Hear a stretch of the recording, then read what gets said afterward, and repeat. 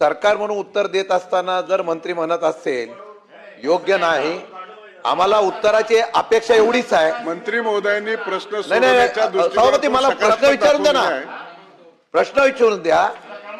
आमचा म्हणणं नाही परत सांगतो, आपण मीडियाच्या समोर सुद्धा सांगितलेलं आहे, बाहेरही सांगितलेलं आहे, प्राध्यापकांची रिक्त पद सुद्धा आम्हाला भरायची आहे। ऐका ना, मी बोलतो, माझी चूक असेल मला दुरुस्त करून द्या। आणि ती भरती करताना सुद्धा आम्ही नियोजन विभागाला, अर्थ विभागाला या जागा भरण्याच्या संदर्भातून परवानगी मागितलेली आहे, परंतु त्यांनी अद्यापही परवानगी दिली नाही। ही गोष्ट सांगितली खरी आहे का?